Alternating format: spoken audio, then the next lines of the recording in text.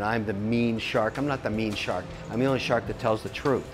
My wife's sitting there and with my daughter, and he stops and says to them, "Hey, that guy from Shark Tank is in the can, that asshole Kevin O'Leary." And Linda says, "I know."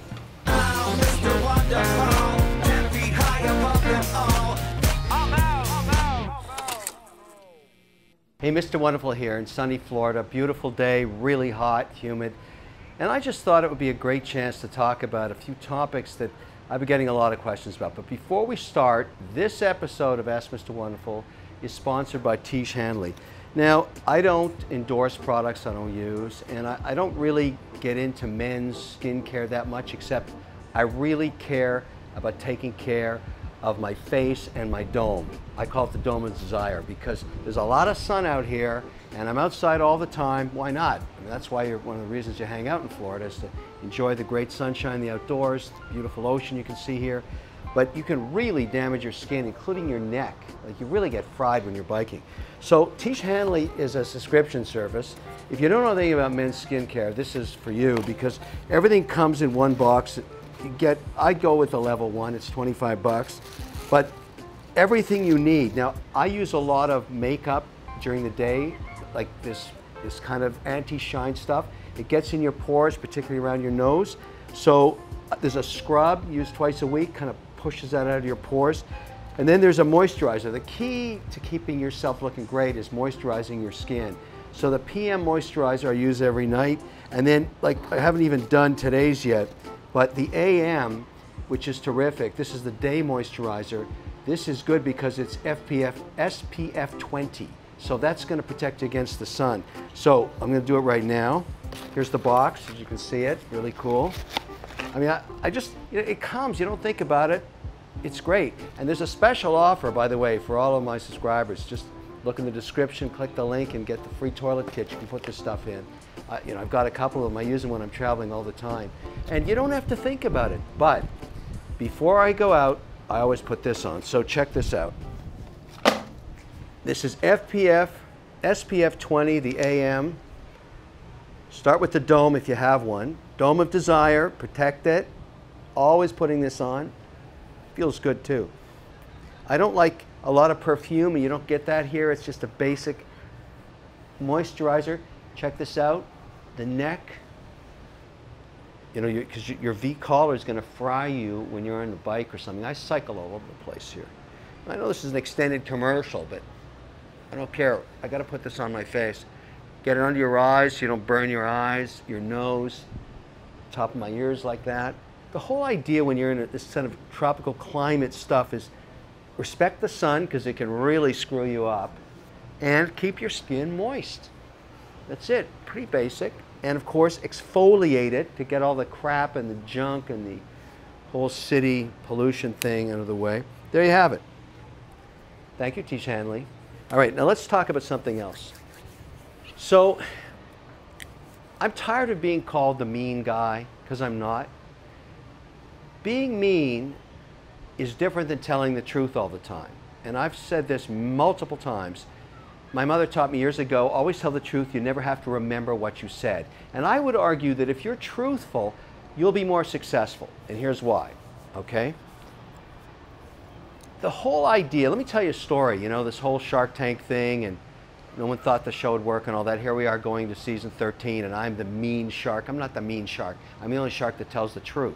That's why I'm being called mean, and I'm getting a little tired of it, frankly, and I'm pushing back a little bit because I think the truth has served everybody well over the last decade on Shark Tank. But I remember early on when we were taping Boston Logan, I go into the, at least I think it was Boston Logan, it was so long ago. It was an airport anyways. I go into the men's room, my daughter and wife are waiting for me outside. And this guy, I'm doing my business, and this guy on my right keeps looking at me. It's never happened before. And he probably looked at me 3 times and he said, "Are you that guy on Shark Tank?" And I said, "Yeah," like it never happened before. I said, "Gee, somebody's finally watching this show besides a cat and a dog. This is amazing." That's what I'm saying to myself. And he says, "You're an asshole." I went, "What? Why would you say that?" And he said, those two guys on last night, you took 51% of their business and they're just starting out. And I said, yeah, I gave the guys $250,000 and they didn't know what they were doing, and I'm willing to work with them to grow their business, etc.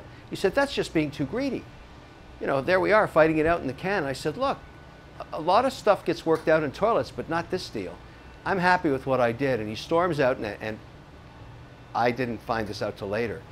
But my wife's sitting there and with my daughter, and he stops and says to them, hey, that guy from Shark Tank is in the can, that asshole Kevin O'Leary. And Linda says, I know. Now, I'm not sure if she was trying to make a joke out of that, but the point is, it goes to my whole theme about telling the truth. I didn't lie to the guy.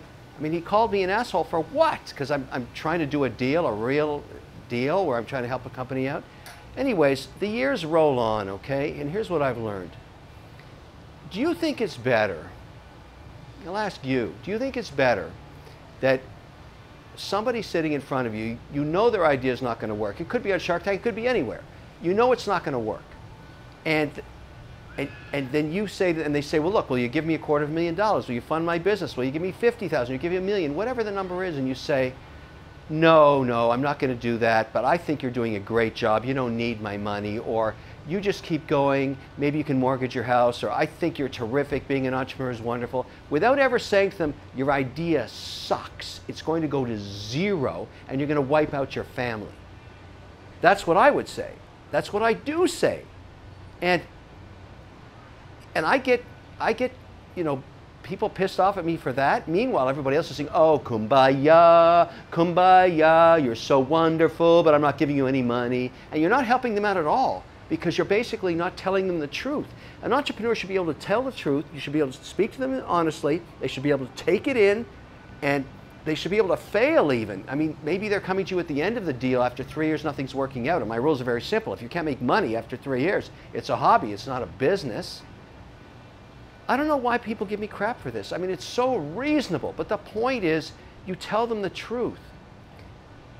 They absorb it, they think about it. At least you're dealing in the truth, and you're not lying to them about keep going and mortgage your house and all that. But the reason I think it's more efficient is you only have so much time to be successful, and you don't want to waste it. There's nothing worse than wasting time. 36 months, that's enough time to figure out if a business is going to work or not, right? Point one. Point two. You want to be successful? Work with people that can achieve goals also. In other words, find executional skills. Men or women that you can work with, that when you set a goal, you say, okay, we're going to get to $1 million in sales in 6 months, that they can actually do that. Because if you surround yourself with people, even if you don't like them, that can actually execute, be given goals and execute, that's a big deal. My whole life, I've learned that lesson. I've always tried to surround myself with people that have executional skills, that are better at me at some things, particularly, like I don't like making widgets. I hate logistics and manufacturing. It sucks. I don't like it, but I find people that know how to do it and are willing to set goals and achieve them, and I compensate them very, very well for that, because I want them to stay. I'm a marketer. I'm a salesman. I set goals, I achieve them, I try and do it consistently. The greatest thing about sales, about identifying talent in sales to achieve success, is consistency. Don't set goals that they can't achieve, but set goals that they agree to and let them achieve them consistently. Consistency in sales lets you allocate your capital properly. If you know you need so much inventory because you know you can hit your sales goal every quarter, you allocate that capital. You don't waste it. You don't build more than you need. Cash is precious. You can't burn it up. There's nothing worse than saying, oh yeah, we can hit this crazy high sales goal, build the inventory for it, and not sell it, and the inventory goes stale and you kill the money. That kind of thing, that's what I'm talking about. Do you have to love somebody to work with them? Do you have to like them even? No, you have to respect them. You have to respect them. I'll say it a third time, you have to respect them. That's what matters. Respect, because they're able to achieve goals. That's what matters. All right, something else I think you should think about. The world is changing a lot. This whole idea of 9 to 5 is being thrown out the window. Why? Because about 15% of the population is never going back to the office. So think about changing the way you work. In other words, if somebody says to you, look, I really want you to be sitting at your desk 9 to 5, you say, why? Why is that important? Why don't you just give me a goal for the week to achieve, and I'll work whenever I want. That's the way I work now anyways. I get up at 2 in the morning and do stuff. There is no 9 to 5 anymore. There's a goal. There's a task. There's something you have to get done, and you've got X amount of time to do it. That's the new normal. That's the way the world's going to work. So you want to kind of adjust yourself to think about, all right, I can do this, I can get this down, but I may change my mode of operation. Maybe I'm going to work at 2 in the morning. Maybe I get up at 5. Maybe I have a snooze. All these things have changed. I'm really goal focused. I really am. If I have to get something done by 5 o'clock that day, I get it done by 1 o'clock. I don't wait to the deadline. Maybe I get up and do it first thing. I block my days off into 30-minute chunks and I get it done. Try it, it works. Doesn't matter what you do. Doesn't matter what you do. If you basically say, these are the 5 things I'm going to nail today, and I'm not going to let anything get in the way, watch how productive you'll become. Watch how you'll achieve your goals. Watch how people will want to work with you. Watch how they'll want to be part of your world. People respect work, but they really respect executional excellence. And above all, they love consistency. And above all that, they respect honesty. Even though it's really hard to be honest all the time. Suck it up and do it. It'll serve you well your whole life. Remember what my mother said, you'll never have to remember what you said. Why? Because you told the truth in the beginning. What's more damaging than anything in business or in a relationship? Getting caught in a lie. Don't do it. If you like that video, wait till you see my next one. Don't forget to click right over here and subscribe.